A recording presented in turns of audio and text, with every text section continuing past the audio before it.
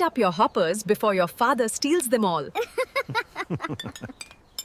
Look how quickly you're growing. My chest. What's wrong? Oh my god, what's happening? Breathe, just breathe. Please hurry, we need to get there fast.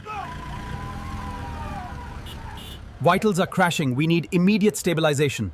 Initial deposit එව ලක්ෂ 3k. ලක්ෂ 3k. මේ වගේ වෙලවක.